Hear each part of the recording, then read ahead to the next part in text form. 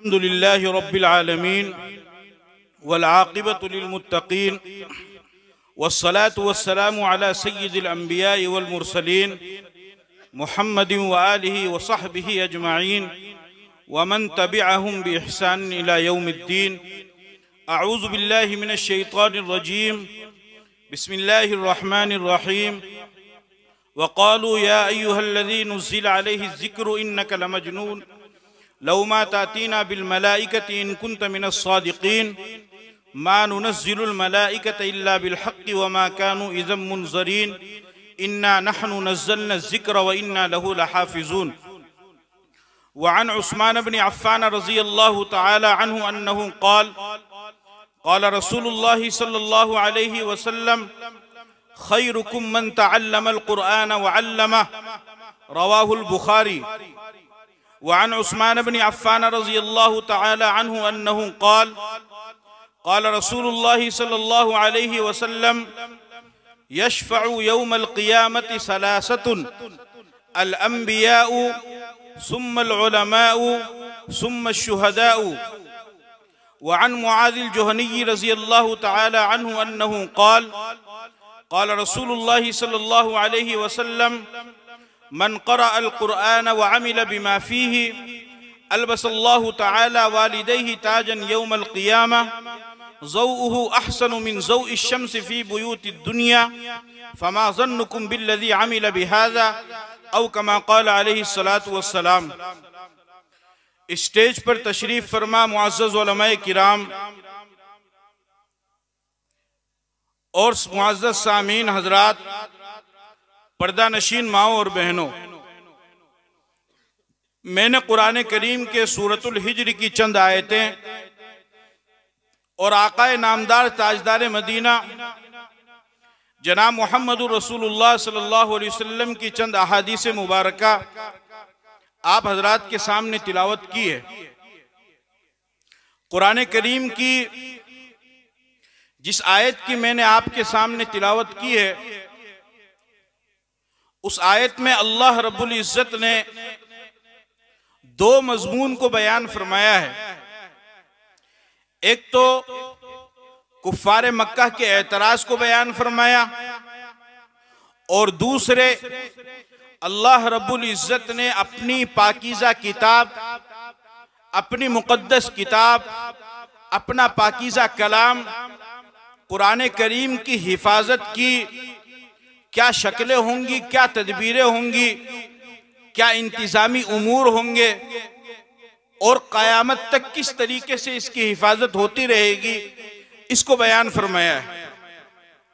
वक़ालू या अय्युहल्लज़ी नुज़्ज़िला अलैहि ज़िक्रु इन्नका लमजनून। कुफ़ारे मक्का ने एतराज़ किया कि ए वो शख्स जिसके ऊपर कुरान करीम को नाजिल किया गया, जिस पर कुरान करीम को उतारा गया, तू तो मजनून है, पागल है, दीवाना है।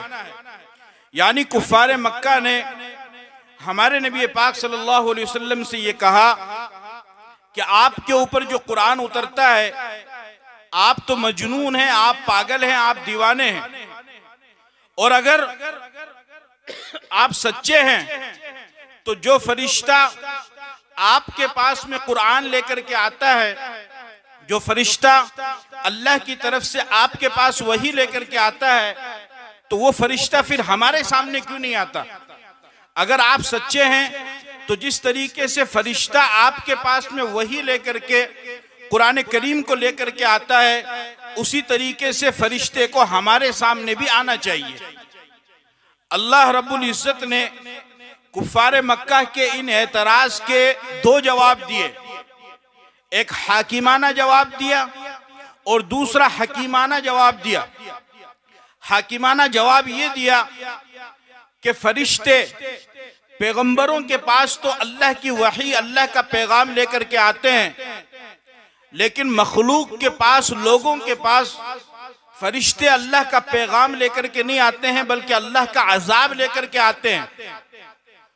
पढ़िए, हल अता का हदीस ज़ैफ़ इब्राहीम अल मुकरमीन, इब्राहीम अलैहिस्सलाम के मेहमानों का किस्सा आप इनके सामने बयान कीजिए। आगे चल करके इब्राहिम अलैहिस्सलाम ने उनसे पूछा, जब वो खा नहीं रहे थे, क़ाल फमा खत्बुकुम अय्युहल मुरसलून, कि तुम्हारा मकसद क्या है, तुम किस वजह से भेजे गए हो। उन्होंने कहा कि इन्ना उर्सिलना इला कौमिन मुजरिमीन लिनुरसिला अलैहिम हिजारतम मिन तीन मुसव्वमतन इंदा रब्बिका लिल मुसरिफीन, कि हम मुजरिमों की तरफ भेजे गए हैं उनको अजाब देने के लिए। तो पहला जवाब यह है कि लोगों के पास फरिश्ते आते हैं लेकिन अल्लाह का पैगाम लेकर नहीं, बल्कि अल्लाह का अजाब लेकर के आते हैं। तुम्हारे पास भी अगर फरिश्ते आएंगे तो अल्लाह का पैगाम लेकर नहीं, बल्कि अल्लाह का अजाब लेकर के आएंगे। और जब अल्लाह का अजाब लेकर के फरिश्ते तुम्हारे पास आएंगे तो तुम पनप नहीं पाओगे। पहला जवाब तो ये दिया। और दूसरा जवाब हकीमाना अल्लाह ने दिया, फरमाया इन्ना नहनु नज़्ज़लना ज़िक्र व इन्ना लहू लहाफ़िज़ून, कि ए कुफ़ारे मक्का, तुम ये कहते हो कि मोहम्मद के ऊपर जो कुरान नाजिल किया गया है इसकी वजह से ये पागल है, मजनून है, दीवाना है। तो अब तुम ये बताओ कि आदम अलैहिस्सलाम से लेकर अब तक कायनात में कितने पागल गुजरे हैं, कितने दीवाने गुजरे हैं, तादाद मालूम नहीं है। लाखों की तादाद में हर जमाने में बेअक्ल लोग रहे हैं, पागल और दीवाने रहे हैं। तो फरमाया कि उनमें से जितने भी पागल दुनिया में गुजरे हैं उनमें से कितने पागलों का कलाम महफूज है और कितने दीवानों की बातें महफूज है, तुम ये बताओ। पागल एक बात बोलता है और उसकी बात हवा हो जाती है। दुनिया के अंदर किसी भी पागल का कोई कलाम महफूज नहीं है, ना उसको कोई बयान करने वाला है और ना पागल का कलाम किसी किताब में लिखा हुआ है।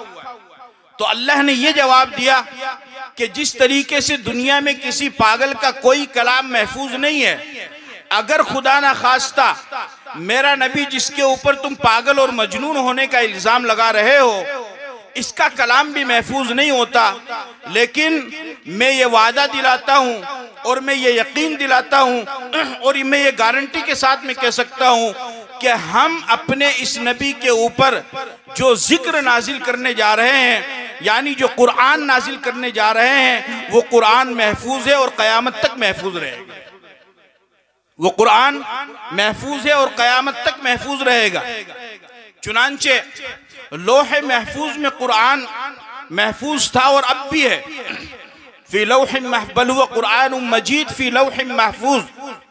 लोहे महफूज से अल्लाह रब्बुल इज्जत ने कुरान करीम को आसमान दुनिया के ऊपर नाजिल फरमाया और आसमान दुनिया से थोड़ा थोड़ा कुरान करीम अल्लाह के नबी सल्लल्लाहु अलैहि वसल्लम पर नाजिल होता रहा। जब हज़रत जिब्राइल अलैहिस्सलातु वस्सलाम कुरान करीम की कोई आयत लेकर के नाजिल होते उतरते तो अल्लाह के नबी सल्लल्लाहु अलैहि वसल्लम को वो आयत बताते, आपको याद कराते और किस सूरत में किस जगह पर उस आयत को लिखना है, हज़रत जिब्राइल अलैहिस्सलातु वस्सलाम ये भी पैगंबर को आकर के बताया करते थे। चुनांचे ये सिलसिला चलता रहा, यहाँ तक कि बुखारी की रिवायत है, कान जिब्राइल यल्काहु फी कुल्ली लैलतिन मिन रमज़ान फयुदारिसुहुल कुरान, कि हज़रत जिब्राइल अलैहिस्सलातु वस्सलाम रमज़ान में अल्लाह के नबी सल्लल्लाहु अलैहि वसल्लम के साथ कुरान करीम का दौर किया करते थे, कुरान करीम को सुना करते थे और सुनाया करते थे। और आखिर मर्तबा हज़रत जिब्राइल अलैहिस्सलातु वस्सलाम ने 2 मर्तबा अल्लाह के नबी के साथ में दौर किया। तो आपने सहाबा से फरमाया कि अब मुझे ऐसा लगता है कि अब मेरी ज़िंदगी ख़त्म हो चुकी है। सहाबा ने पूछा कि कैसे? आपने फरमाया कि जिब्राइल हर साल 1 मर्तबा रमज़ान में कुरान करीम का दौर किया करते थे, इस मर्तबा हज़रत जिब्राइल ने 2 मर्तबा दौर किया है। इससे ये मालूम होता है कि शायद अब मेरी ज़िंदगी ख़त्म होने वाली है। इसी तरीके से जब नबी पाक सल्लल्लाहु अलैहि वसल्लम पर कोई आयत उतरती कुरान करीम की, आप अलैहिस्सलातु वस्सलाम खुद भी उसको याद करते और सहाबाए किराम को बताया करते, तो सहाबाए किराम भी उस कुरान करीम की आयत को याद करते, अपने बच्चों को याद कराते, अपनी औरतों को याद कराते, खुद भी याद करते और अपने तौर पर कुरान करीम को लिख लिया करते थे, उसको नकल करते थे। तो चूंकि अरब में कागज कमियाब था तो पत्थर की सिलों पर और खजूर के टुकड़ों पर और चमड़ों पर, पार्चों पर, इन चीजों पर अपने अपने तौर पर कुरान करीम को लिख लिया करते थे। ये सिलसिला चलता रहा। नबी पाक सल्लल्लाहु अलैहि वसल्लम दुनिया से तशरीफ ले गए। आपके तशरीफ ले जाने के बाद एक बहुत बड़ा हादसा पेश आया, और वो हादसा था कि मुसैलमे कज़्ज़ाब के फितने ने सर उभारा। उसने नबूवत का झूठा दावा तो पैगंबर की जिंदगी में ही कर दिया था, लेकिन हुजूर के दुनिया से जाने के बाद उसको अपनी झूठी नबूवत की तशहीर किया और ज्यादा मौका मिल गया। उसने और ज्यादा अपने सर को उभारा और फितने को उभारा, और एक बहुत बड़ी तादाद लोगों की जो कमजोर ईमान वाले थे या जो मुनाफिकीन थे, बतौर बज़ाहिर दिखाने के लिए ईमान वाले में दाखिल हो चुके थे, वो सब के सब मुसैलमा कज़्ज़ाब के साथ शामिल हो गए। और एक बहुत बड़ा मामला और बहुत बड़ा पेचीदा मसला सहाबा किराम के सामने खड़ा हो गया। उस वक्त उससे जंग करने की नौबत पेश आई। उस जंग को कहा जाता है जंगे यमामा। हजरत अबू बकर सिद्दीक रजी अल्लाह ताला अन्हु ने हजरत खालिद बिन वलीद रजी अल्लाह ताला अन्हु को भेजा सिपह सालार बना करके, और जंगे यमामा हुई। और जंगे यमामा में हजरत वहशी बिन हरब रजी अल्लाह ताला अन्हु, जिसने सय्यदुश शुहदा हजरत हमजा रजी अल्लाह ताला अन्हु को शहीद किया था, उसने मुसैलमा कज़्ज़ाब को शहीद किया। और ये जो जंगे यमामा हुई, इस जंगे यमामा में बाज़ उलमा फरमाते हैं कि 70 और बाज़ उलमा फरमाते हैं कि तकरीबन 600 या 700 कुरान करीम के हाफिज शहीद हो गए। कितने? तकरीबन 600 या 700 हुफ़ाज़ कुरान शहीद हो गए। जब हजरत उमर रज़ी अल्लाह ताला अन्हु ने यह वाक़या देखा, तो उन्होंने अमीरुल मोमिनीन हजरत अबू बकर सिद्दीक रज़ी अल्लाह ताला अन्हु से इस वाक़ये को बयान फरमाया। और एक अंसारी सहाबी हजरत ज़ैद बिन साबित रज़ी अल्लाह ताला अन्हु, वो इस वाक़ये को बयान फरमाते हैं। यानी मैं आपको ये बता रहा हूं कि कुरान की हिफाजत किस तरीके से हुई और आगे किस तरीके से होगी, ये मैं आपको बता रहा हूं तारीख। बुखारी की रिवायत है, हजरत ज़ैद इब्न साबित अंसारी रज़ी अल्लाह ताला अन्हु फरमाते हैं कि हजरत उमर अबू बकर सिद्दीक रज़ी अल्लाह ताला अन्हु के पास आए और उन्होंने फरमाया कि अमीरुल मोमिनीन, हुफ़ाज़ की एक बहुत बड़ी तादाद वो जंगे यमामा में शहीद हो चुकी है। मेरा दिल ये चाहता है कि कुरान करीम को एक जगह इकट्ठा करके लिख दिया जाए, उसे नकल कर दिया जाए और कुरान करीम को एक जगह जमा कर लिया जाए। चूंकि कुरान करीम एक जगह जमा नहीं था, अपने अपने तौर पर लोगों ने अपने अपने पास में लिख रखा था, उनको शरह सद्र नहीं हुआ। बाद में फिर हजरत अबू बकर सिद्दीक को भी शरह सद्र हुआ, तो हजरत अबू बकर सिद्दीक और हजरत उमर रज़ी अल्लाह ताला अन्हुमा ने हजरत ज़ैद इब्न साबित अंसारी रज़ी अल्लाह ताला अन्हु को बुलाया। चूंकि हजरत ज़ैद बिन साबित अंसारी कातिबीन वही में से थे। 16 सहाबाए किराम हर वक्त अल्लाह के नबी के पास में रहा करते थे, जो वही को लिखा करते थे। जब भी कोई आयत उतरती, आप उनमें से किसी एक को बुलाते और फौरन उस आयत को लिखवा देते। हजरत ज़ैद बिन साबित अंसारी रज़ी अल्लाह ताला अन्हु को बुलाया और बुला करके उन्होंने फरमाया कि आप कुरान करीम को जमा करने का इंतजाम कीजिए, जमे कुरान की आप तरतीब दीजिए, ये बहुत जरूरी है। हजरत ज़ैद बिन साबित फरमाते हैं कि मुझे समझ में नहीं आ रहा था। फलम यज़ल उमर युराजिउनी हत्ता शरह अल्लाहु सदरी लिज़ालिका। फरमाते हैं कि बराबर हजरत उमर मुझसे इसरार करते रहे कि आप कुरान को जमा कीजिए, कुरान को जमा कीजिए, यहाँ तक कि अल्लाह ने मेरे सीने को खोल दिया। और ज़ैद बिन साबित अंसारी फरमाते हैं फवल्लाहि लौ कल्लफूनी नक़ल जबल मिनल जिबाली मा कान अस्क़ल अलैया मिम्मा अमरनी मिन जम्इल कुरान। फरमाया कि खुदा की कसम, अगर मुझे यह हजरात किसी पहाड़ को एक जगह से दूसरी जगह मुंतकिल करने का हुक्म देते, एक पहाड़ को दूसरी जगह ढोने का हुक्म देते, तो ये काम मेरे लिए बहुत आसान था इससे कि मैं कुरान करीम को जमा करूं। लेकिन चूंकि इन अकाबिरीन का हुक्म था तो मैंने इस काम को शुरू किया। चुनांचे ऐलान करवा दिया गया कि जिन जिन के पास कुरान करीम की जो जो आयतें लिखी हुई हो वो आयतें लेकर के आए, और वो आयतें एक शर्त ये लगाई कि वो आयतें हुजूर सल्लल्लाहु अलैहि वसल्लम के मुलाहिजे से गुजरी हों और आपने उन आयतों को बाकायदा देखा हो, लिहाजा सब अपने अपने कुरान करीम की आयतों को लेकर के आओ। सहाबा किराम ने अपने अपने तौर पर जो मसहफ तैयार कर रखा था उनको लाना शुरू किया, उन आयतों को लाना शुरू किया। इस तरीके से कुरान करीम पूरा का पूरा जमा हो गया। सूरह तौबा की आखिरी आयत, लक़द जाअकुम रसूलुम मिन अनफुसिकुम अज़ीज़ुन अलैहि मा अनित्तुम हरीसुन अलैकुम बिल मुमिनीना रऊफ़ुर रहीम, ये आखिरी आयत नहीं आई। हजरत खुज़ैमा बिन साबित ने फरमाया कि भाई पूरा कुरान जमा हो गया, ये आखिरी आयत नहीं आई, किसके पास में है? तो वो सहाबी फरमाने लगे शर्त ये लगाई गई थी कि कुरान करीम की आयत को जो लेकर के आएगा वो साथ में अपने साथ में दो गवाह भी लेकर के आए। एक गवाह तो वो खुद होगा और दूसरा गवाह दूसरा होगा जो इस बात की गवाही देगा कि हाँ ये कुरान करीम की आयत है और ये पैगंबर के मुलाहिजे से गुजरी है। चुनांचे एक सहाबी खड़े हुए, उन्होंने फरमाया कि मेरे पास सूरह तौबा की आखिरी आयत है लेकिन मेरे को गवाह नहीं मिल रहा है।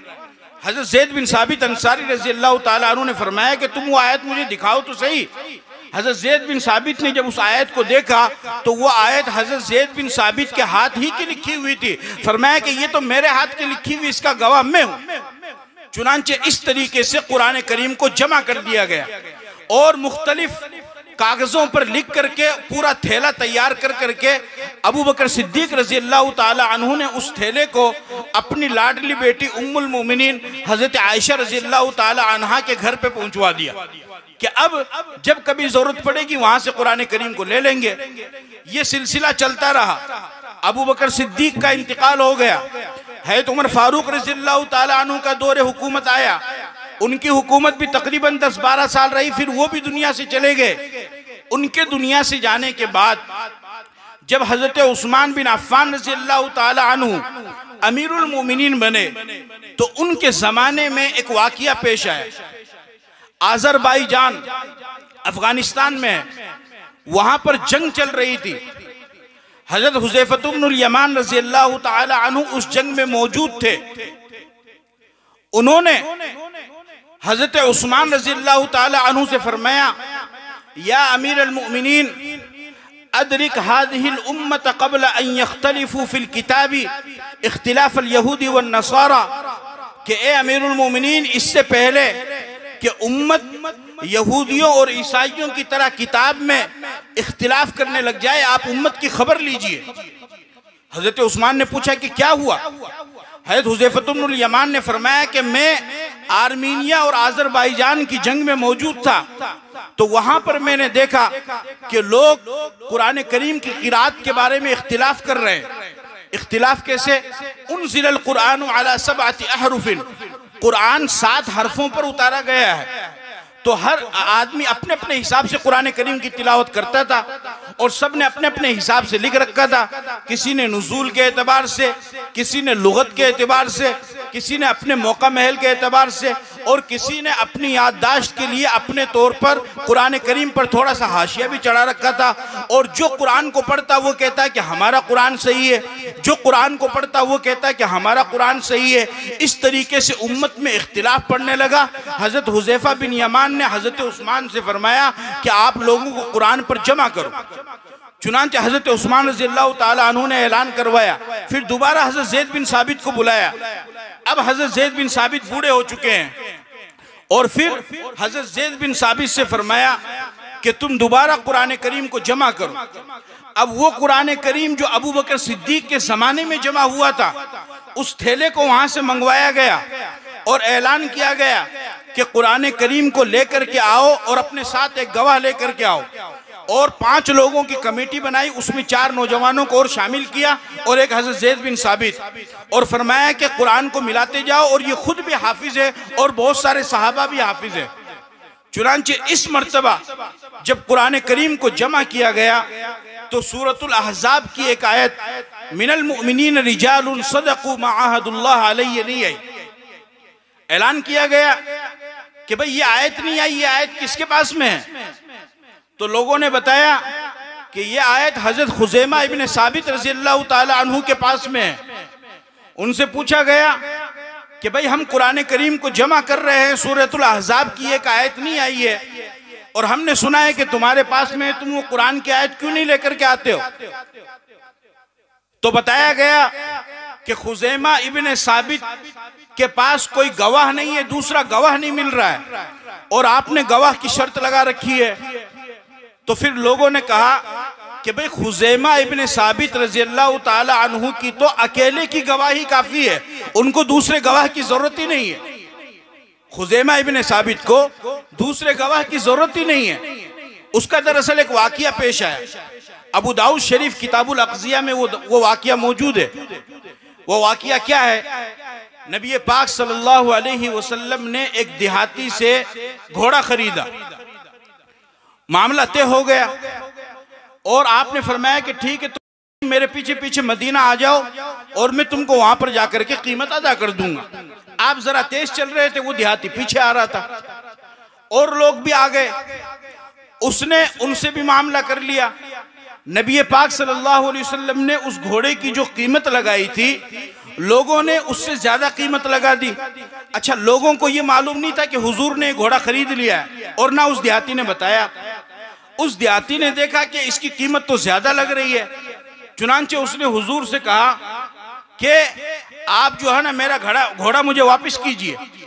आप अलैहिस्सलातु वस्सलाम ने फरमाया कि भाई तूने तो अपना घोड़ा मुझे बेच दिया है। वो कहने लगा नहीं, हलुम्मा शहीदन, गवाह लाओ, मैंने तो आपको नहीं बेचा है। आपने फरमाया भाई तूने मुझे बेचा है, कीमत तय हो गई है, मैंने तुझे कहा है कि मदीना चलो, मदीना पहुंच करके मैं तुम्हें कीमत दे दूंगा, सारी बात तय हो चुकी, अब तुम मना कर रहे हो। और फिर आपने ये भी फरमाया कि जिस वक्त मेरा और तुम्हारा मामला हुआ उस वक्त तो वहां पर कोई मौजूद ही नहीं था, तो मैं गवाह कहां से लेकर के आऊं? हजरत खुज़ैमा इब्न साबित रज़ियल्लाहु ताला अन्हु को जब इस वाक़ये का इल्म हुआ तो उन्होंने इरशाद फरमाया, अना अशहदु अन्नका क़द बायअतहु, कि मैं गवाही देता हूं ए आराबी के तूने अल्लाह के नबी को ये घोड़ा बेचा। आप अलैहिस्सलातु वस्सलाम ने खुज़ैमा इब्न साबित से फरमाया, लिमा तशहद वलम तकुन माना, कि खुज़ैमा गवाही देने के लिए तो मौके पर मौजूद होना जरूरी होता है, तुम तो वहां पर मौजूद ही नहीं थे, मेरे और इस देहाती के अलावा कोई था ही नहीं, तुम कैसे शहादत दे रहे हो? तो हजरत खुज़ैमा इब्न साबित रज़ियल्लाहु ताला अन्हु ने फरमाया, या रसूल अल्लाह, अना उसद्दिकुका बिखबरि समाई अफला उसद्दिकुका बिमा तक़ूल। फरमाया कि अल्लाह के रसूल, आप आसमान से आने वाली वही के बारे में हमें बताते हैं, आसमान से आने वाले पैगाम के बारे में हमें बताते हैं, आखिरत के बारे में हमें बताते हैं, कब्र के बारे में हमें बताते हैं, हशर के बारे में हमें बताते हैं, जन्नत और जहन्नम के बारे में हमें बताते हैं। हालांकि हमने देखा नहीं है, उसके बावजूद भी हम आपके बात की तस्दीक करते हैं। तो फिर जब हम आपकी गायबाना बातों की तस्दीक करते हैं तो हम इसकी भी तस्दीक करते हैं कि इसने ये घोड़ा बेचा है और आपने इस घोड़े को खरीदा है। जब ये बात उन्होंने कही, फजअल रसूलुल्लाह सल्लल्लाहु अलैहि वसल्लम शहादत खुज़ैमा इब्न साबित बिशहादत रजुलैन, तो अल्लाह के नबी सल्लल्लाहु अलैहि वसल्लम ने अकेले खुज़ैमा इब्न साबित की गवाही को दो आदमियों की गवाही के बराबर करार दिया। चुनांचे वो आयत ले ली गई और इस तरीके से कुरान करीम को जमा कर लिया गया।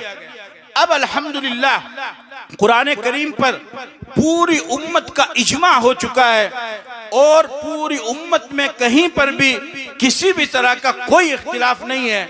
और लिखने का ये सिलसिला तो शुरू हुआ, ये निज़ाम तो चला, लेकिन उसके अलावा उम्मत ने ये काम किया कि बहुत बड़ी तादाद में वो अल्लाह की किताब कुरान करीम को महफूज करते रहे, अपने सीनों में उतारते रहे।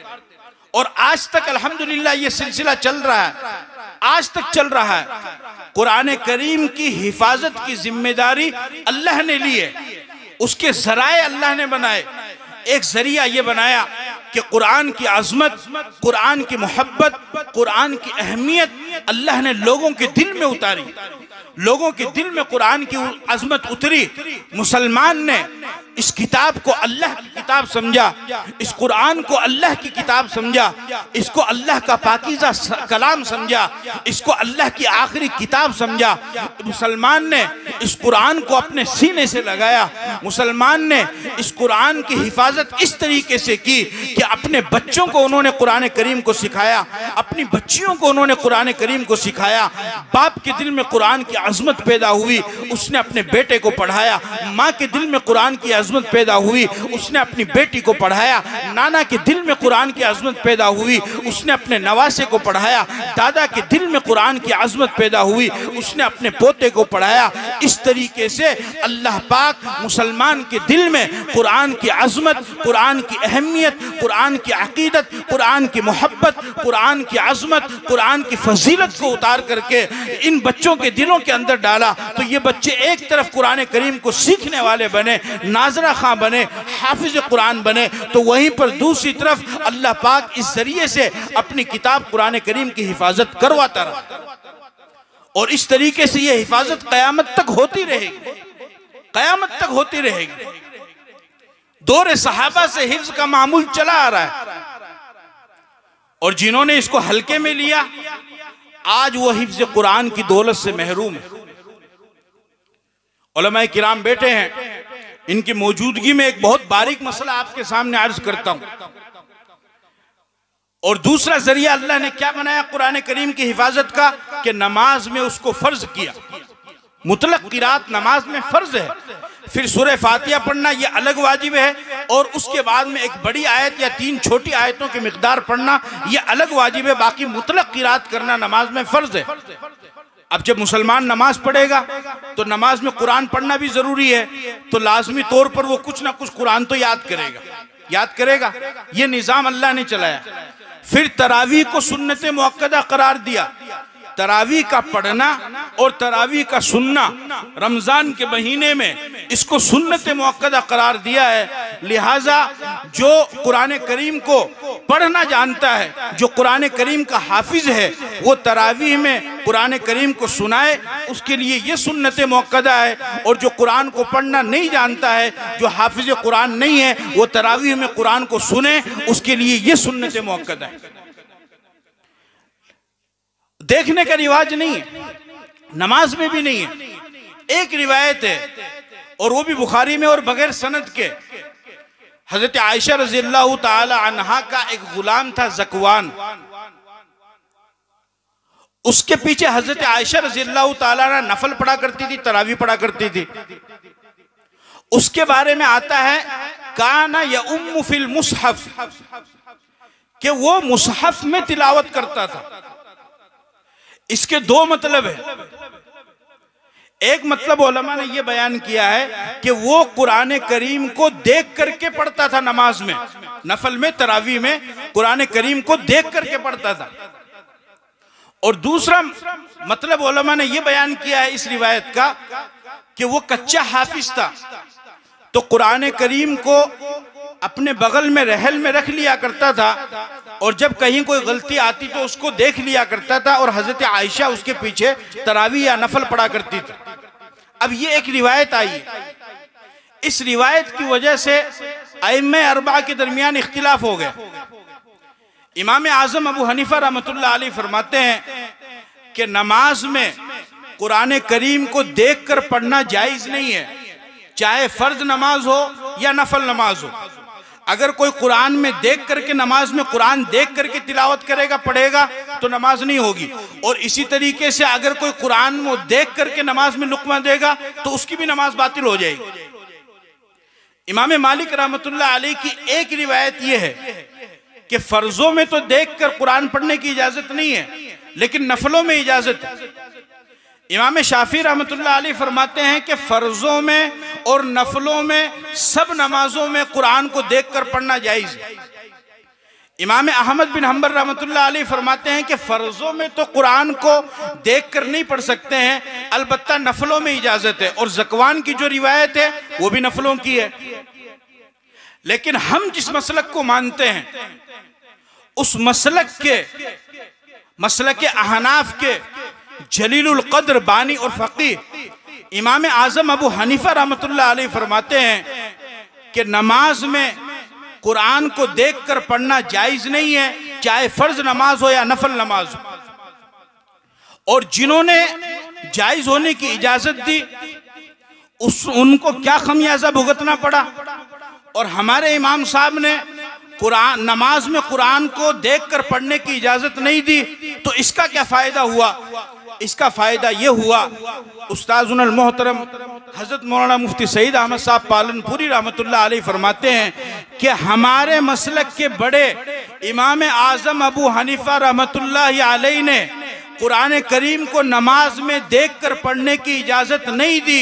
इसका फायदा यह हुआ कि आज पूरी दुनिया में 90% हाफिज कुरान वो हनफी मसलक को मानने वाले, 90%, और बाकी 10% वो शवाफे, मालिकी और हम्बली, इन तीनों को मिला करके मानने वाले सिर्फ 10% ऐसे हैं कि जो हाफिज कुरान। आप अरब के इलाके में चले जाइए, अरब का बड़े से बड़ा इलाका, आप सर्वे कीजिए, रिपोर्ट लीजिए, आप वहां का जायजा लीजिए, हाफिज कुरान आपको मिलेगा ही नहीं। क्यों? उनके मसलक में यह बताया गया है कि आप कुरान को नमाज में देखकर पढ़ सकते हो। जब देखकर पढ़ सकते हैं तो रोटी मिले यूं तो खेती करे क्यों? जब देखकर पढ़ सकते हैं तो फिर कुरान करीम का हाफिज बनेगा कौन? हरमैन शरीफैन में चले जाइए, हरम शरीफ में एक वक्त में 6-6, 7-7 हजार बच्चे कुरान करीम को हिफ्ज करते हुए मिलेंगे, लेकिन उनमें से अरब का कोई बच्चा भी नहीं मिलेगा, सारे के सारे आजमी के बच्चे होंगे जो कुरान करीम को हिफ्ज कर रहे हैं। और हमारे यहाँ एशिया में आ जाइए, बर्रे सगीर में आ जाइए, हिंदो पाक में आ जाइए, तो यहाँ पर अल्हम्दुलिल्लाह इतनी बड़ी तादाद कुरान करीम के हाफिजों की मौजूद है कि पहले जमाने में मस्जिदें ज्यादा हो जाया करती थी और हाफिज कुरान नहीं मिलता था। आज सूरत हाल ये है कि मस्जिदें कम पड़ जाती है और हाफिज कुरान फिर भी बच जाते हैं कि इन्होंने अल्लाह के कलाम को अपने सीने में उतारा, इन्होंने अल्लाह के कलाम को अपने ऊपर लिया। मैं आपको बता रहा हूं, आप समझो, और आगे भी मैं आपको बताऊंगा कि ये जो उलमा किराम बेटे हैं, ना पूछ इन खिरका पोशों की, इरादत हो तो देख इनको, यदे बैसा लिए बैठे हैं अपनी आस्तीनों में। इन्होंने गुदड़ी पर बैठ करके और सूखा सूखा खा करके और फाकों पर फाका बर्दाश्त करके और लोगों के ताने सुन करके इन्होंने कुरान को नहीं छोड़ा। वरना आप अरब के इलाके में चले जाइए, दूर दूर तक चले जाइए, आपको कोई हाफिज कुरान नहीं मिलेगा। अल्लाह रब्बुल इज्जत ने फरमाया इन्ना नहनु नज़्ज़लना ज़िक्रा व इन्ना लहू लहाफिज़ून, कि हमने कुरान की तिलावत नाजिल किया और हम ही इसकी हिफाजत करने वाले हैं। अल्लाह इस तरीके से कुरान करीम की हिफाजत कर रहा है और क़यामत तक करता रहेगा। खुशनसीब होंगे वो इंसान, खुशनसीब होंगे वो माँ बाप कि जिनका बच्चा अल्लाह के इस मजबूत हिफाजती निज़ाम में शामिल हो जाएगा। खुशनसीब होगा वो इंसान कि जो अल्लाह के बनाए हुए इस मजबूत निज़ाम में अपने आप को शामिल कर लेगा। खुशनसीब होगी वो माँ कि जिसकी बेटी अल्लाह के इस मजबूत कुरान करीम के हिफाजती निज़ाम में अपने आप को शामिल कर लेगी। ये इंसान के और आपकी खुशकिस्मती की अलामत।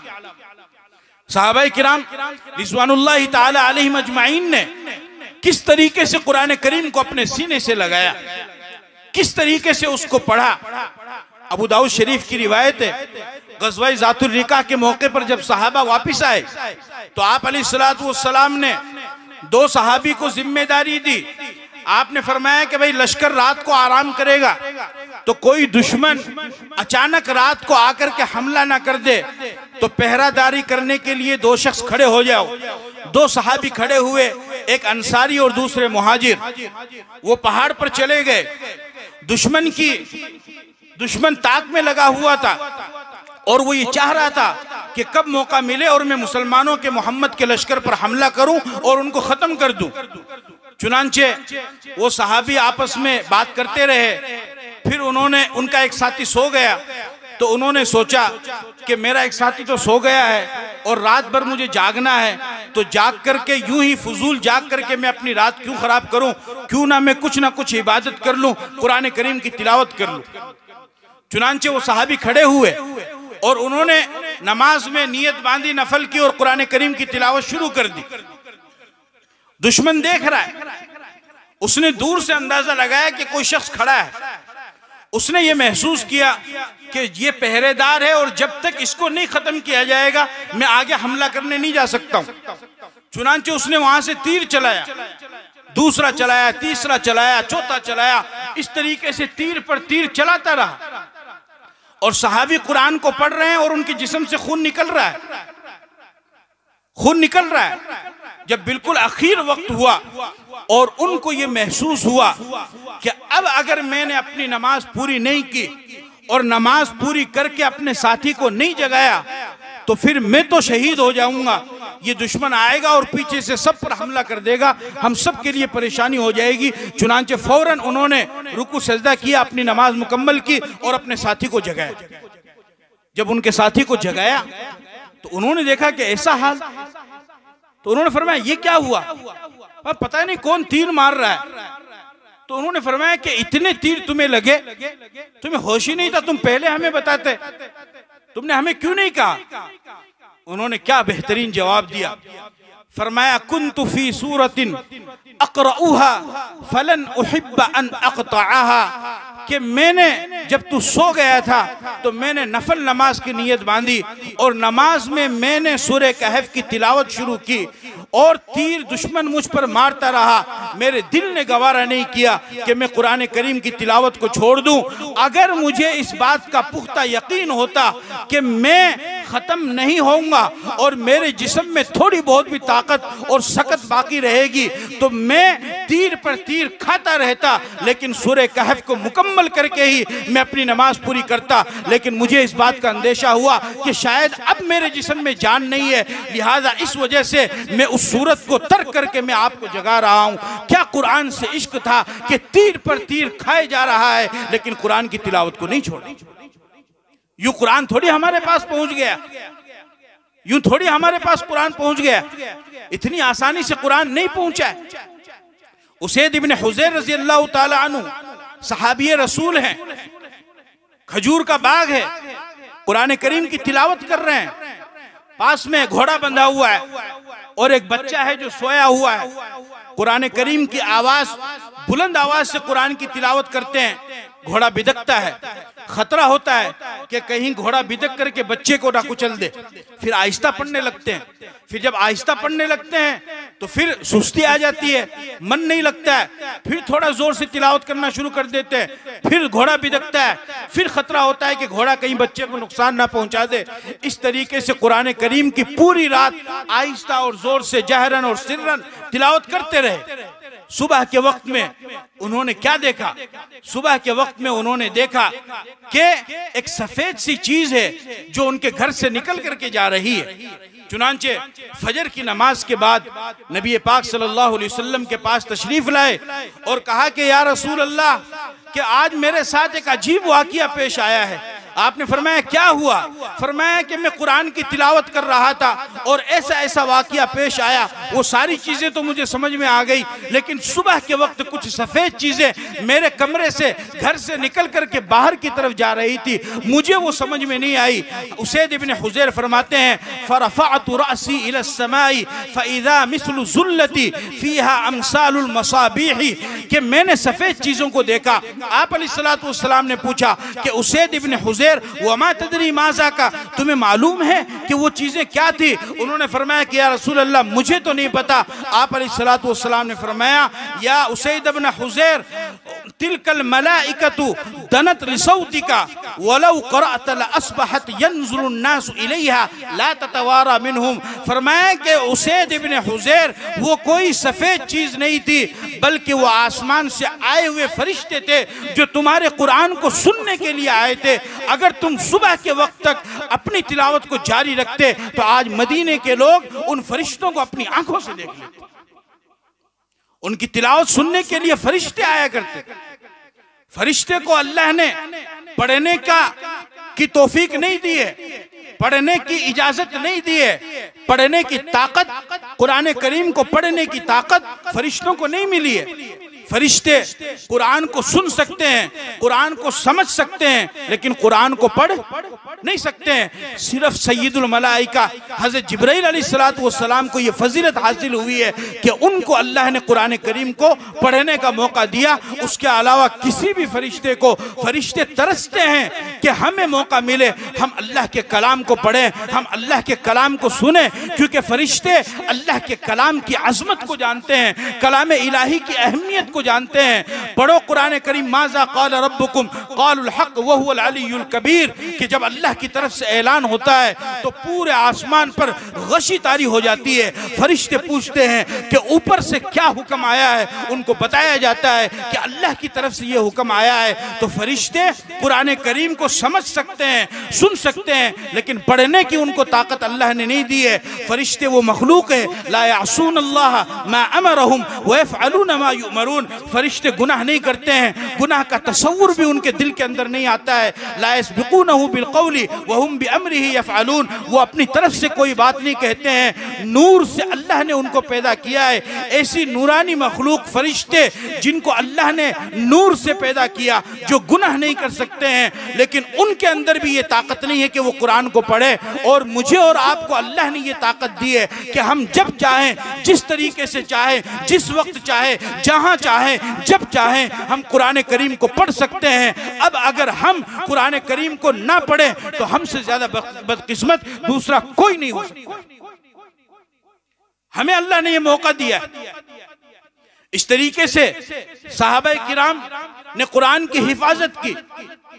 ऐसा दौर आया, ऐसा वक्त आया तारीख के अंदर कि ऐसा लग रहा था कि शायद अब कुरान करीम महफूज नहीं रहेगा, अब इस्लाम का नाम लेने वाला महफूज नहीं रहेगा। चुनांचे आप स्पेन की तारीख को पढ़िए, अंदलुस की तारीख को पढ़िए। तातारियों ने जब बगदाद पर हमला किया, उस तारीख को पढ़िए।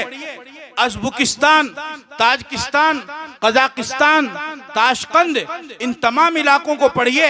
इन इलाकों में, इन मुल्कों में 90 साल तक कम्युनिज्म रहा, रूसी कम्युनिज्म। कितने साल तक? 90 साल तक रूसी कम्युनिज्म रहा इन तमाम इलाकों में। और कुरान पढ़ना तो दूर की बात, अल्लाह का नाम लेना भी जायज नहीं था और अल्लाह का नाम लेने की भी इजाजत नहीं थी। ऐसा वक्त गुजरा। लेकिन और कितने बड़े बड़े इलाके हैं। ताशकंद ये वो इलाका है जहां पर शेख निजामुद्दीन शाशी ने उसूल फिक़ह की मशहूर किताब उसूल शाशी लिखी है। समरकंद वो इलाका है जहां पर अबुल लैस समरकंदी ने तंबीहुल गाफिलीन लिखी है। बुखारा वो इलाका है जहां पर इमाम बुखारी रहमतुल्लाह अलैह ने बुखारी शरीफ लिखी है। मरगीनान वो इलाका है जहां पर साहिब हिदाया अल्लामा बुरहानुद्दीन मरगीनानी ने किताब हिदाया लिखी है। ये सब इल्म के बड़े बड़े मरकज थे और ये तमाम उलूम इस्लामिया के और उलूम दीनिया के मराकिज थे। लेकिन जब रूसी कम्युनिज्म आया और वहां पर जब इनकलाब आया तो इस तरीके से नाम और निशान मिटा करके रख दिया गया कि आप अंदाजा नहीं लगा सकते। कुरान करीम को पढ़ना तो दूर की बात, यहां तक कि अगर रूसी पुलिस को यह पता चल जाता कि इसके बच्चे ने, इसके माँ बाप ने बच्चे को बिस्मिल्लाह याद कराई है, तो उसको सबको फांसी दे दी जाती। अगर कोई बच्चा कोई अरबी लफ्ज बोल देता तो उसके माँ बाप को जेल में भिजवा दिया जाता। और उलमा पर उन्होंने सख्ती की इंतहा कर दी। उलमा को टारगेट बनाना शुरू किया। उलमा पर जुल्म और सितम के उन्होंने पहाड़ तोड़े। उनको साइबेरिया की बर्फानी समंदर के अंदर डाल दिया गया और उनको खड़ा कर करके यानी इस कदर उलमा का कत्ल किया गया कि करेनों के जरिए से उनकी लाशों को ठिकाने लगाया जाता, करेनों के जरिए से। और बाज दफा ऐसा होता कि उलमाए किराम को ट्रेनों में बिठाते और दोनों ट्रेन को चला देते और जंगल में दोनों ट्रेन को कहीं पर भिड़ा देते और इल्जाम भी इनके ऊपर लगाते तखरीबकारी का, और फिर इनको और सताया जाता और जुल्म किया जाता। इतना उलमा के ऊपर जुल्म किया गया कि उलमा उनसे ये कहने लगे कि हमें खुदा के वास्ते तुम मौत के घाट उतार दो। जब उलमा ने ये बात कही तो वो हंसते थे, वो कहते थे कि देखो हमने इन मौलवियों को इतना तंग किया है कि अब इनको मौत भी अच्छी लगने लगी है, लेकिन आदमी क्या करे। लेकिन उस वक्त में जहां पर कोई इस्लाम का नामो निशान नहीं था, 90 साल तक वो जमाना रहा कि अल्लाह का नाम लेने वाला भी मौजूद नहीं था। आज वहां पर जाओ तो अल्हम्दुलिल्लाह मसाजिद भी आबाद हैं, मदारिस भी आबाद हैं और कुरान करीम की तिलावत भी हो रही है, कुरान की तालीम भी जिंदा है। कैसे उन्होंने किया, कैसे उन्होंने किया? चुनांचे वहां के उलमाए किराम ने यह तरीका इख्तियार किया कि एक हॉल बनाया, उसके बगल में एक दूसरा हॉल बनाया और उसके अंदर बच्चों को दाखिल कर दिया। दाखिल करने के बाद उन बच्चों को तैयार किया और राशन पानी का सारा इंतजाम कर दिया। हॉल के बाहर एक अलमारी रखी, उस अलमारी के बाहर, उस अलमारी के ऊपर शराब की बोतलें और कुछ नंगी तस्वीरें वो रख दिया करते थे।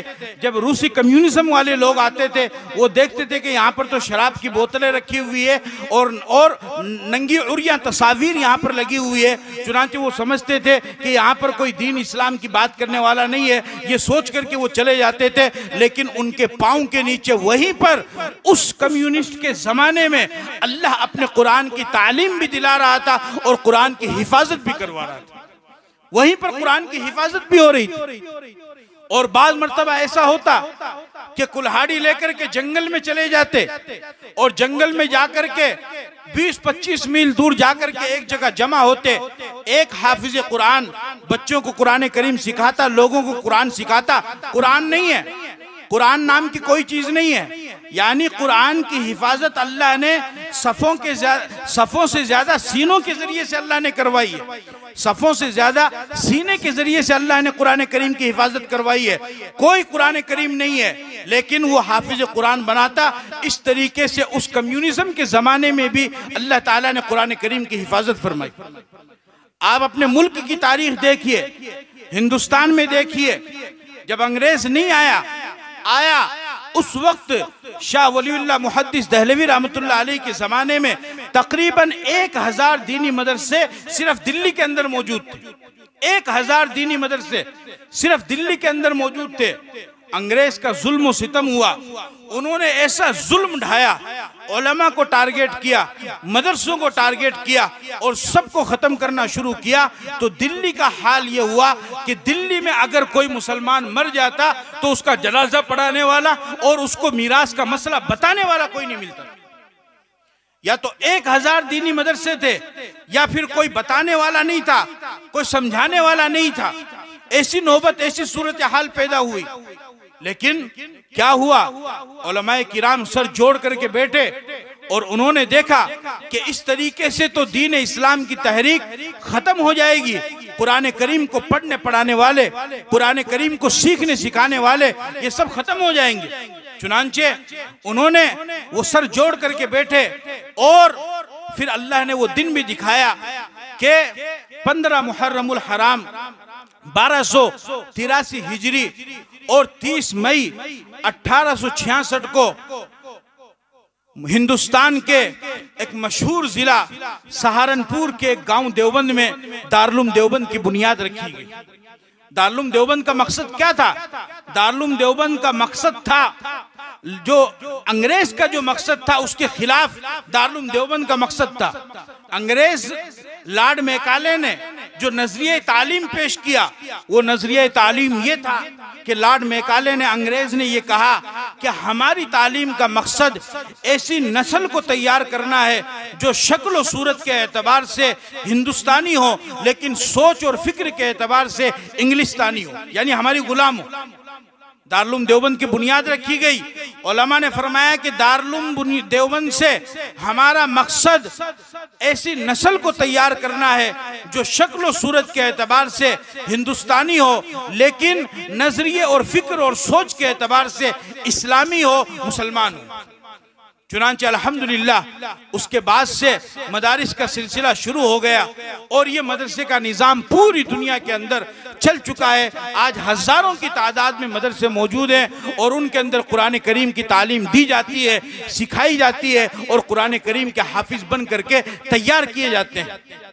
ये कुरान करीम के हाफिज जो भी हैं, अभी जो आपके सामने दस्तार हुई, जिन बच्चों ने अपने सर पर दस्तार बांधी, ये कुरान करीम के हाफिज, ये अल्लाह के हाथ पांव हैं, ये अल्लाह के आज़ा है। क्योंकि अल्लाह ने क्या फरमाया, व इन्ना लहू लहाफिजून, कि हम ही इस कुरान की हिफाजत करने वाले हैं। हाफिजून हाफिज की जमा है।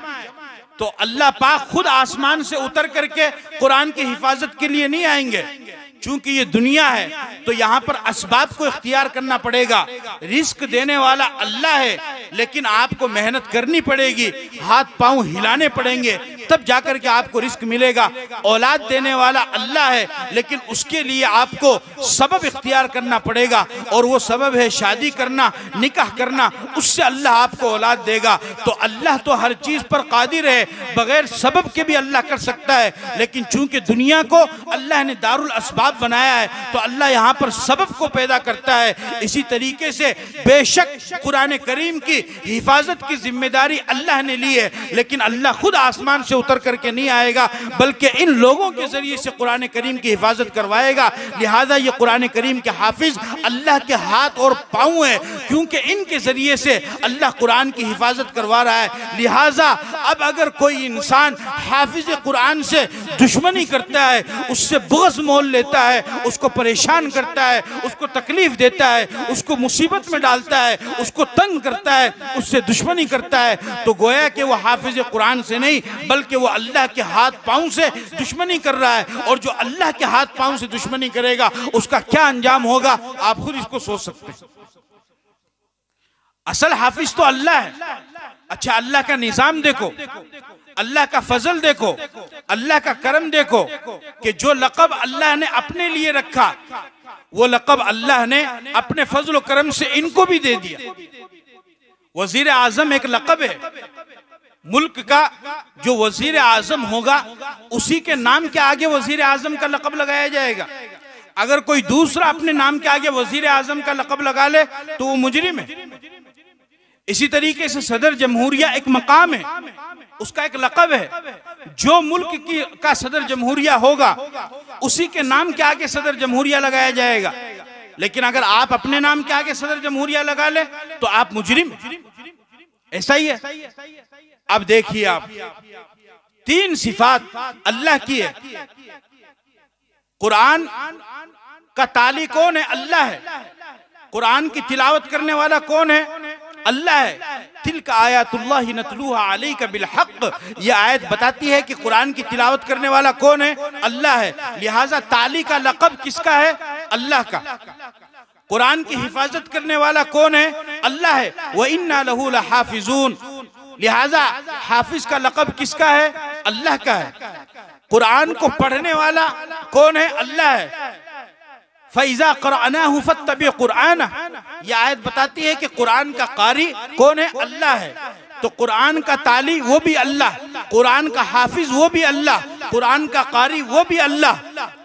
तो ये लक़ब तो अल्लाह के लिए ज़ेबा देता है, ये लक़ब तो अल्लाह के लिए मौजू और मुनासिब है। लेकिन अल्लाह का फजल और करम देखिए, अल्लाह पाक फरमाते हैं कि मेरा जब कोई बंदा कुरान करीम की तिलावत करेगा तो मैं अपने सरकारी लक़ब ताली को अपने साथ साथ उसको भी अता कर दूंगा। मेरा कोई बंदा जब मेरे कुरान की हिफाजत करेगा और उसको हिफ्ज़ कर लेगा तो मैं अपना हाफिज का लक़ब उसको भी अता कर दूंगा। और जब मेरा कोई बंदा कुरान करीम की क़िरात करेगा तो मैं अपना लक़ब कारी उसको अता कर दूंगा। तो ताली और हाफिज और कारी ये अल्लाह के लक़ब थे, लेकिन जो बंदा कुरान की तिलावत कर लेता है उसको ताली, जो कुरान को हिफ्ज़ कर लेता है उसको हाफिज, और जो कुरान की क़िरात करता है उसको कारी का लक़ब भी अल्लाह ताला ने दे दिया है। कितनी खुशकिस्मती की बात है कि सरकारी अलक़ाब अल्लाह ताला ने अता फरमाए, सरकारी अलक़ाब अल्लाह ने अता फरमाई है। कुरान करीम की कैसी हिफाजत अल्लाह ताला ने की और उलमाए किराम के जरिए से करवाई, आप इसका अंदाजा नहीं लगा सकते। इमाम औज़ाई रहमतुल्लाह अलैह फरमाते हैं कि कसरत तसनीफ इस उम्मत की खुसूसियत है। कसरत तसनीफ इस उम्मत की खुसूसियत है और हम फख्र के साथ ये कह सकते हैं कि अल्हम्दुलिल्लाह कसरत तसनीफ इस उम्मत की खुसूसियत है। वरना हम चैलेंज के साथ यहूदियों को भी कहते हैं और ईसाइयों को भी कहते हैं कि यहूदियों, जिस वक्त तुम्हारी तौरेत आलम शबाब पर थी उस वक्त तुम बताओ कि तौरेत की तुमने कितनी शरह लिखी। ईसाइयों, जिस वक्त इंजील आलम शबाब पर थी उस वक्त तुम बताओ कि तुमने उस वक्त इंजील की कितनी शुरुआत लिखी। कोई शरह नहीं लिखी गई। जब तक कुरान नहीं आया था ना ज़बूर की शरह किसी ने लिखी, जब तक कुरान नहीं आया था ना तौरेत की शरह किसी ने लिखी, जब तक कुरान नहीं आया था ना इंजील की शरह किसी ने लिखी। जब कुरान करीम आया तो कुरान की हिफाजत की जिम्मेदारी अल्लाह ने ली और अल्लाह ने हिफाजत करवाई कुरान करीम के अल्फाज की भी और कुरान करीम के मानी की भी। कुरान करीम की हिफाजत अल्लाह इन बच्चों के जरिए से करवा रहा है। इन बच्चों के सीने में अल्लाह कुरान को उतारता है। अल्लाह बच्चों के जरिए से कुरान करीम के अल्फाज की हिफाजत करवा रहा है। तो वहीं पर दूसरी तरफ बल हुआ आयातुन बय्यिनातुन फी सुदूरिल लज़ीना ऊतुल इल्म, अल्लाह पाक इन उलमा के जरिए से मानी की हिफाजत करवा रहा है, कुरान के मतालिब की हिफाजत करवा रहा है, कुरान के मफाहिम की हिफाजत करवा रहा है, कुरान के तफासीर की हिफाजत करवा रहा है, कुरान की तशरीह की हिफाजत करवा रहा है, कुरान के तर्जुमे की हिफाजत करवा रहा है। सिर्फ ये कसरत तसनीफ इस उम्मत की खुसूसियत है और अल्हम्दुलिल्लाह कुरान करीम के नाजिल होने के बाद उम्मत ने जहाँ पर कुरान करीम के अल्फाज की हिफाजत की वहाँ पर कुरान करीम के मानी की भी हिफाजत की कि कुतुब खाने भर दिए, हजारों की तादाद में शरह, हजारों की तादाद में। सिर्फ 300 या 400 कुरान करीम की शरह तो मसलके देवबंद के उलमा ने अब तक लिखी है और आगे कितनी लिखी जाएगी वो अल्लाह जानता है। फिर मसलके बरेलवी के उलमा ने अलग कुरान की तफसीर लिखी है, मसलके अहले हदीस के उलमा ने कुरान की अलग तफसीर लिखी है, मसलके जमात इस्लामी के उलमा ने कुरान की अलग तफसीर लिखी है। तो आप अंदाजा लगाइए, यानी इस कदर कुरान करीम की तफसीर उलमा ने लिखी, कुरान के मानी की हिफाजत की कि भर दिए कुतुब खाने, कुतुब खाने भर दिए। अंदलुस में जब इनकलाब आया तो इनकलाब के बाद एक औरत ने किताब लिखी है अंदलुस की तारीख, सुकूतिहा इला गुरूबिहा फतह अंदलुस, तारीख अंदलुस, अंदलुस की उसने तारीख लिखी है। उसमें वो औरत लिखती है अपनी किताब के अंदर कि मुसलमानों ने इतने बड़े बड़े कुतुब खाने छोड़े कि एक कुतुब खाने को जब हमने जलाना शुरू किया उनकी किताबों को तो 1 महीना जलाने में लग गया, 1 महीना। आप अंदाजा लगाइए, बगदाद में जब तातारियों ने हमला किया तो दरियाए दजला वहीं पर पास में है, तो वहां पर एक कुतुब खाना था। बगदाद तातारियों ने उस कुतुब खाने पर हमला किया और उसमें जितनी भी किताबें थी उन तमाम किताबों का पुल बनाया। तो वो पुल इतना बड़ा कि 3-4 बड़ी गाड़ियां उसके ऊपर से गुजर सकती थी और किताब की रोशनाई और स्याही इतनी ज्यादा थी कि 1 महीने तक दरियाए दजला का पानी बिल्कुल स्याह रहा और उलमाए किराम को पानी की जरूरत ही नहीं पड़ी, बल्कि उस स्याही से वो नकल कर लिया करते। ये तो सिर्फ एक जगह का कुतुब खाना है। हिजाज के कुतुब खाने, हिंदुस्तान के कुतुब खाने, एशिया के दीगर मुल्कों के कुतुब खाने, अरब के कुतुब खाने, मिस्र के कुतुब खाने भर दिए उलमाए किराम ने। इसीलिए इमाम औज़ाई फरमाते हैं कि कसरत तसनीफ इस उम्मत की खुसूसियत है कि अल्लाह ने इस उम्मत के बच्चों के जरिए से कुरान के अल्फाज की हिफाजत करवाई और इस उम्मत के उलमा के जरिए से कुरान करीम के मानी की हिफाजत करवाई। ये बहुत बड़ी बात। चुनांचे कुरान करीम या अल्लाह के नबी का मौजिज़ा है। अल्लाह ताला ने पिछले पैगंबरों को मौजिज़ात अता फरमाए, लेकिन वो अमली मौजिज़े थे, इल्मी मौजिज़ा नहीं था। इब्राहिम अलैहिस्सलाम को नारे नमरूद में दाखिल किया गया, उनका मौजिज़ा वो था। यूसुफ अलैहिस्सलाम को कमीज दी गई, इज़हबू बिक़मीसी हाज़ा फ़अल्क़ूहु अला वजहि अबी याति बसीरा, मेरी इस कमीज को ले जाओ। उनके वालिद याकूब अलैहिस्सलाम ने अपनी आंख पे लगाई तो रोशनी वापस आ गई। इसी तरीके से हज़रत दाऊद अलैहिस्सलाम को अल्लाह ने इलानत हदीद, लोहे के नरम होने का मौजिज़ा दिया। मूसा अलैहिस्सलाम को यदे बैज़ा और आसा का मौजिज़ा दिया, ईसा अलैहिस्सलाम को इह्याए मौता का मौजिज़ा दिया। लेकिन अल्लाह पाक ने इस उम्मत को, नबी पाक सल्लल्लाहु अलैहि वसल्लम को जो मौजिज़ा अता फरमाया, अमली मौजिज़े तो अल्लाह ने हज़ारों दिए, लेकिन इल्मी मौजिज़ा अल्लाह ताला ने नबी पाक सल्लल्लाहु अलैहि वसल्लम को अता फरमाया, और वो आपका सबसे बड़ा मौजिज़ा था, और वो मौजिज़ा है कुरान करीम। कुरान करीम ऐसा मौजिज़ा है कि उसकी कोई मिसाल नहीं पेश कर सका, कोई नहीं मिसाल पेश कर सका। वरना अरब, अहले अरब फसाहत और बलागत में माहिर थे, फसाहत और बलागत उनके घर की बांधी थी। वो तो सारी दुनिया को गूंगा कहते थे। वो तो उनका तो मानना ही यही था कि अगर साहिब लिसान, अहले ज़बान अगर कोई है तो सिर्फ अरब है, बाकी सारी दुनिया गूंगी है। आजमी, आजमी कहते हैं गूंगे को, सारी दुनिया गूंगी है।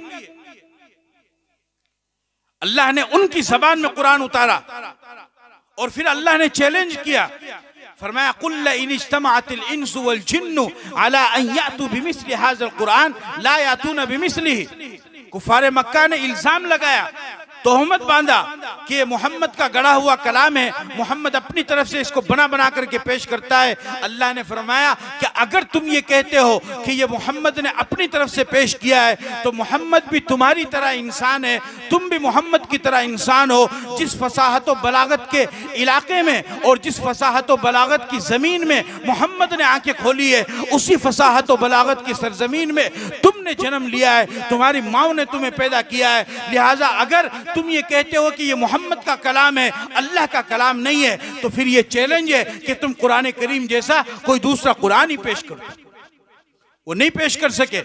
अल्लाह ने उससे छोटा दावा किया, फरमाया फातू बिअशरि सूअरिन मिस्ली, अगर पूरा कुरान नहीं ला सकते हो तो 10 सूरतें ही ला दो। वो उसको भी नहीं पेश कर सके।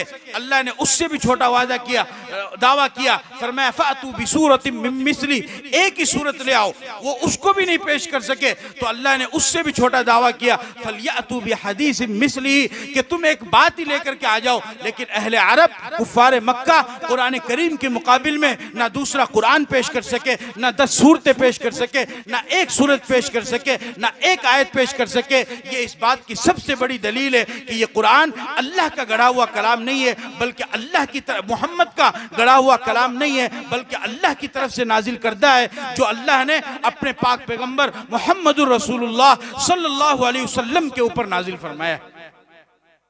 कुरान खैरुल कुतुब है, किताबों में सबसे बेहतरीन। लिहाजा जिन लोगों को मिली, यानी सहाबा किराम को, वो खैरुल बशर बने, और जिस जमाने में उतरी वो खैरुल कुरून। ये जो मदारिस हैं, ये जो मदरसे हैं, इनमें क्या होता है? इनमें कुरान करीम की तालीम दी जाती है। फरमाया आप अलैहिस्सलातु वस्सलाम ने, खैरुकुम मन तअल्लमल कुरान व अल्लमा, कि तुम में सबसे बेहतरीन इंसान, बेहतरीन उम्मत का, सबसे बेहतरीन उम्मत का सबसे बेहतरीन इंसान कौन है? वो जो कुरान को सीखे और दूसरों को सिखाए, वो सबसे बेहतरीन इंसान है। मेरे अजीजों, मेरे दोस्तों, मेरे बिसोटी के नौजवानों, मुअज़्ज़ज़ साथियों, ये एक मदरसा अल्लाह ने आपको दिया है, इसकी कदर कर लो, इसकी कदर कर लो। अगर तुमने इसकी कदर नहीं की तो फिर ये मदरसा तुमसे छिन जाएगा, क्योंकि अल्लाह का ये निजाम है कि जब बंदा नियामतों की नाकदरी करता है तो अल्लाह नियामत को छीन लेता है। कितने गांव ऐसे हैं कि जहां पर तुमसे ज्यादा तादाद में मुसलमान रहते हैं, कितने गांव ऐसे हैं कि जहां पर तुमसे ज्यादा बड़ी तादाद में साहिब ईमान, अहले ईमान रहते हैं, महरूम है, उनके पास में मदरसा नहीं है। अल्लाह ने अपने फजल व करम से ये मदरसा तुम्हें आता फरमाया है। लिहाजा जी जान लगा करके इस मदरसे की भी कदर करो और इस मदरसे में काम करने वालों की भी कदर करो। इख्तिलाफ पैदा मत करो, इख्तिलाफ पैदा मत करो।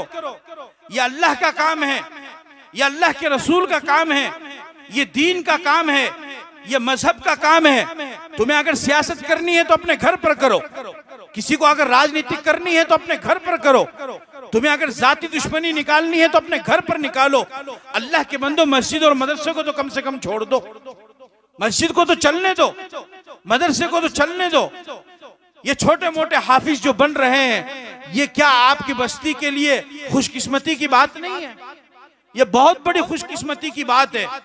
बिसोडी वालों, अल्लाह ने तुम्हें जवाहिर दिए हैं, अल्लाह ने तुम्हें हीरे दिए हैं, तुम्हारी सरजमीन को अल्लाह ने जरखेज बनाया है, तुम्हारी सरजमीन में शुरुआत हो चुकी है, एक से एक उलमा यहाँ पर पैदा हो रहे हैं और आगे चल करके होंगे। ये सब मदरसे की बरकत। मैंने इस मदरसे में तालीम हासिल की है, अगरचे मैंने ज्यादा नहीं पढ़ा, कुछ दिन ही मैंने पढ़ा है। ये वो मैदान है जहां पर मैं बचपन में खेला करता था, लेकिन आज अल्लाह ने ये दिन भी दिखाया। इस तरीके से लोग आएंगे और जाएंगे, हजारों की तादाद में उलमा रहेंगे और उलमा बनते रहेंगे। लिहाजा अल्लाह ने जो तुम्हें मौका दिया है, अपने इख्तिलाफ को खत्म करो, इख्तिलाफ को खत्म करो। जो लोग रोड़ा अटका रहे हैं, जो लोग मुखालफत कर रहे हैं, आप किसी से इख्तिलाफ कर सकते हो, इख्तिलाफ करना आपका हक है, इख्तिलाफ राय आप करो। किसी की गलती अगर है तो उसको सुधारो, किसी की गलती अगर है तो उसकी इस्लाह करो। इस्लाह का दरवाजा है, सुधार का दरवाजा है, उसकी इस्लाह करो। लेकिन दुश्मनी कर लेना, दुश्मनी कर लेना, किसी के पीछे पड़ जाना, उसकी सलाहियत का इनकार कर देना और उसकी मेहनतों पर पानी फेर देना और सिर्फ बगैर किसी वजह के दुश्मनी करके उसको निकालने की साजिश करना, निकालने की तदबीर करना, मैं ईमानदारी से आपको बता रहा हूं, ये आप अपनी आखिरत के लिए अच्छा नहीं कर रहे।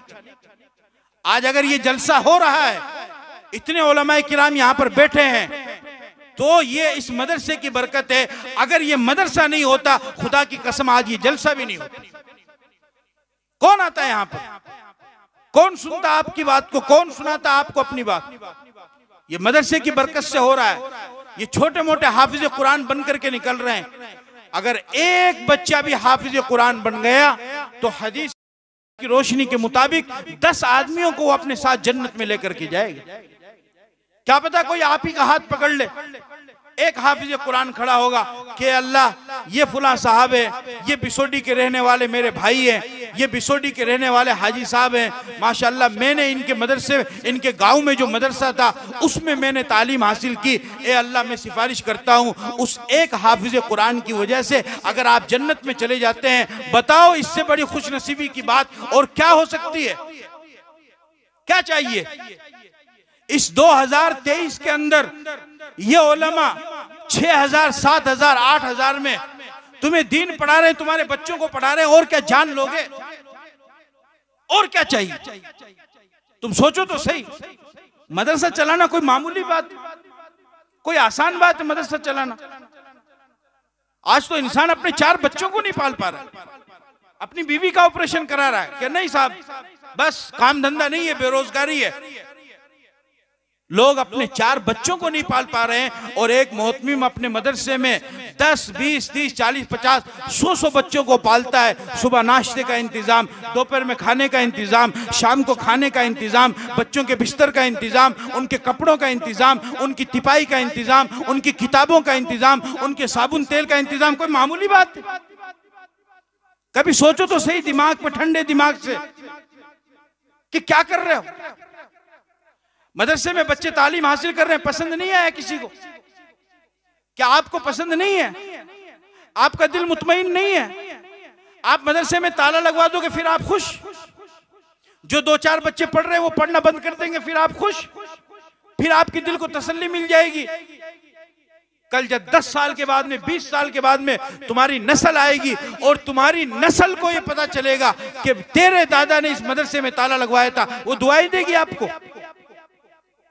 वो दुआएं देगी आपको, कब्र में आपको सुकून मिलेगा। अरे मेरे भाई, इस पुरफितन दौर में खुदा के वास्ते सुनो, इस पुरफितन दौर में जहां कहीं भी जैसा कैसा भी दीन का काम हो रहा, होने दो। मैं सही बता रहा हूं आपको।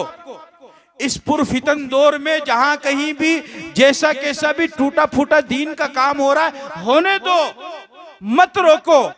ये चंद शम्एं हैं जो जल रही है, अगर ये भी बुझ गई और ये मदरसे खत्म हो गए और ये उलमा खत्म हो गए, तो याद रखो फिर जिंदगी हमारी अचीरन बन जाएगी और ईमान और गैर ईमान वाले की जिंदगी में कोई फर्क नहीं रहेगा। ये मदरसे तो है जो तैयार कर रहे हैं, आपकी जरूरियात को पूरा कर रहे हैं।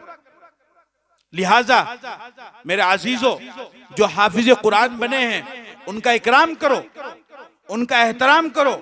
हाफिज कुरान की इज्जत है, हाफिज कुरान की इज्जत करने वाला अल्लाह की इज्जत करने वाला है। और हाफिज कुरान की इज्जत का ये मतलब नहीं है आपत जी की हाल छे, कैसन तबीयत छे और बढ़िया चल रहा है ना, हाँ हम तो हाफिज साहब की इज्जत कर ले ली। ये इज्जत नहीं है। ये क्या इज्जत? ये तो इज्जत है ही है। हाफिज कुरान की इज्जत का मतलब यह है कि उनकी जरूरियात का ख्याल करो। अब रमजान का महीना आ रहा है, एक हाफिज कुरान 27 दिन तक कुरान करीम सुनाता है। मैं सुनाता हूं कुरान, और जो हाफिज सुनाते हैं उनको पूछो, और तुमको तो ना जाने किन किन चीजों में लुत्फ आता होगा, मजा आता होगा और सुकून मिलता होगा कि ये काम हो जाए तो मुझे सुकून मिल जाएगा, ये काम हो जाए तो मुझे सुकून मिल जाएगा। हाफिज कुरान से पूछो कि जब वो तरावीह में 20वीं रकात का सजदा करता है तब उसे कैसा सुकून मिलता है। पूरे दिन भूखा प्यासा क्योंकि रोजा रखा है। अब मगरिब के बाद खाना नहीं खाएगा, क्योंकि अगर खाना खाएगा तो बदन भारी हो जाएगा, पेट भारी हो जाएगा, तो तरावी नहीं पढ़ा पाएगा। 20 रकात पढ़ानी है। पूरे दिन का भूखा प्यासा मामूली सा खा करके कभी फजर बाद पढ़ रहा है, कभी जोहर बाद कुरान पढ़ रहा है, कभी असर बाद कुरान पढ़ रहा है, कभी मगरिब बाद पढ़ रहा है, कभी एक बार सुना रहा है, 2 बार सुना रहा है, चलते हुए पढ़ रहा है, फिरते हुए पढ़ रहा है, घर में पढ़ रहा है, मस्जिद में पढ़ रहा है, मदरसे में पढ़ रहा है, चलते फिरते उठते बैठते। मकसद क्या है कि मैं जब रात को खड़ा होऊंगा तो मैं अपनी कौम को बेहतरीन कुरान सुना सकूं, इसी फिक्र के अंदर लगा हुआ है। और इस कश्मकश में, भूख के आलम में, प्यास के आलम में 27 दिन तक खड़े होकर के तुम्हें कुरान सुनाता है। 27 दिन जब पूरे हो जाते हैं, 29 दिन जब पूरे हो जाते हैं, वो कुरान करीम को सुना देता है। और जब कोई कहता है कि भाई हाफिज कुरान माशाल्लाह इन्होंने हमें अल्लाह का कलाम सुनाया है, हम अल्लाह के कलाम को पढ़ नहीं सकते हैं क्योंकि हमने अल्लाह के कलाम को पढ़ा नहीं है, लेकिन इन्होंने एहसान किया कि इन्होंने हमें कुरान सुना दिया, तो अब हाफिज साहब की कुछ इमदाद कर दी जाए, उनको तोहफा दे दिया जाए, उनको हदिया दे दिया जाए। तो बिना सनद के मुफ्ती साहब क्या कहते हैं कि मौलवी साहब तरावी का पैसा लेना जायज है। अच्छा, इतने मुत्तकी आप इतने बड़े तकवा वाले, हमें तो पता ही नहीं था। तरावी के पैसे लेने जायज? अच्छा, बहुत अच्छी बात है। मैं कहता हूं नाजायज है, मत दो। और फतवा भी ये है कि नाजायज है, तरावी के पैसे मत दो।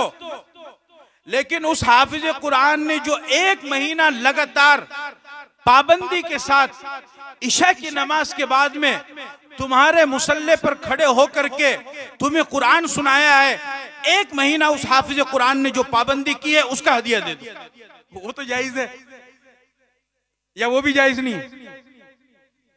कितना बड़ा शैतान का धोखा है।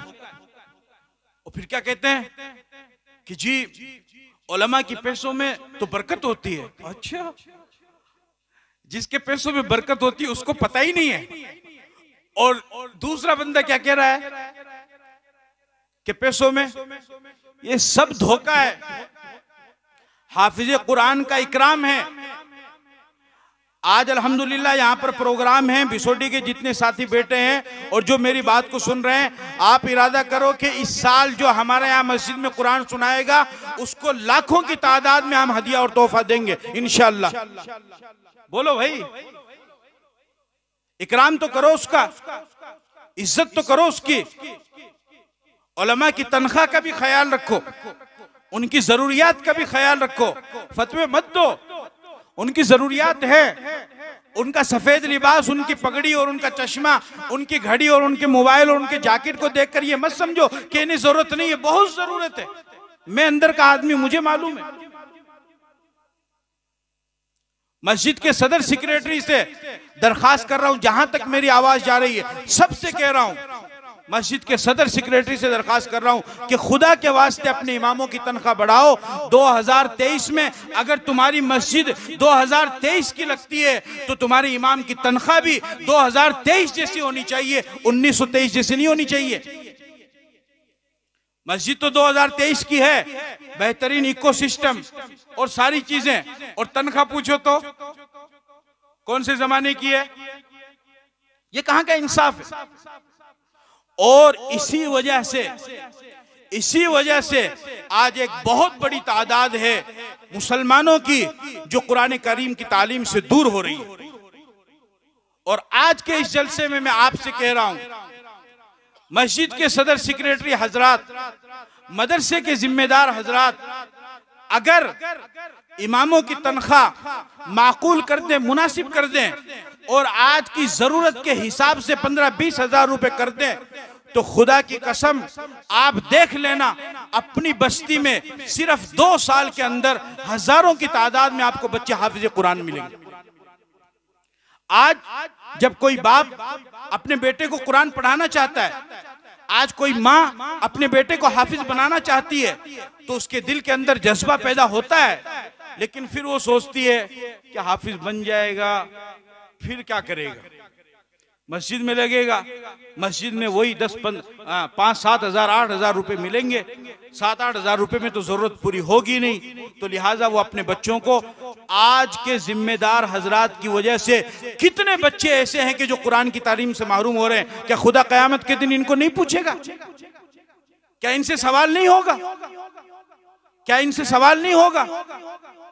या तो छोड़ दो सदारत, मत ये बोझ अपने जिम्मे लो, और अगर शौक है सदारत करने का कर सकते हो तो फिर ऐसी सदारत करके दिखाओ, ऐसी सदारत करके दिखाओ और ऐसी माकूल तनख्वाह अपने इमाम और आलिम को दो कि उनकी तनख्वाहों को देखकर दूसरे भी अपने बच्चों को पढ़ाना शुरू करें कि अल्हम्दुलिल्लाह, हम अब जब अपने बच्चों को कुरान करीम की तालीम देंगे तो हमें आखिरत तो मिलेगी, हमें साथ में दुनिया भी मिल जाएगी, और इसका सहर आ जाएगा उस सदर और सेक्रेटरी के जिम्मे जो इस काम को करेगा। लेकिन करे कौन?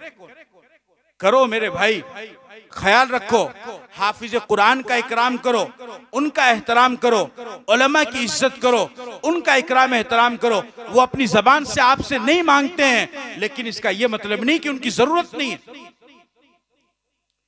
बीवी जो होती ना, बीवी, वो अगर गैरतमंद बीवी होगी ना, वो अपने शोहर से पैसा नहीं मांगेगी। ये आप याद रखना, और चाहे आप तजुर्बा कर लेना, वो पैसा नहीं मांगेगी, वो टाइम निकाल देगी, निकालती रहेगी, फाकों पर फाका करती रहेगी। बच्चे उससे पैसे मांगेंगे, वो बच्चों को बहला फुसला देगी, लेकिन अपने शोहर से पैसा नहीं मांगेगी। लेकिन जो गैरतमंद शोहर होगा, जो गैरतमंद शोहर होगा, वो खुद उसकी जरूरत का ख्याल रखेगा और वो अपनी बीवी के मांगे बगैर उसको कुछ ना कुछ खर्चे के लिए उसको दे देगा। इसी तरीके से इमाम और आलिम चूंकि ये गैरतमंद है, तो गैरत की वजह से ये आपसे अगरचे सवाल नहीं करते हैं, लेकिन अगर आप गैरतमंद सदर और सेक्रेटरी हैं तो आपका फर्ज है कि आप उनके मांगे बगैर खुद उनकी जरूरियात को पूरा करो, उसको पूरा करो। इसलिए मेरे अजीजों, बहरहाल वक्त भी ज्यादा हो रहा है, माशाअल्लाह बहुत खुशी की बात है। तमाम गांव वालों से दरख्वास्त है कि इस मदरसे को आगे बढ़ाइए, इसका ज्यादा से ज्यादा ताउन कीजिए, आपसी इख्तिलाफात को ख़त्म कीजिए। जो कहीं भी, जहाँ कहीं भी, जैसा कैसा भी हल्का फुल्का दीन का काम हो रहा हो, उस दीन के काम को होने दीजिए। आप ये समझिए कि अगर आपकी वजह से मदरसा बंद हो जाता है या मदरसे में ताला लग जाता है या दीन का कोई काम रुक जाता है, तो आप यकीन मानिए कि आपने बहुत ही गलत काम किया है, बहुत ही बुरा काम किया है।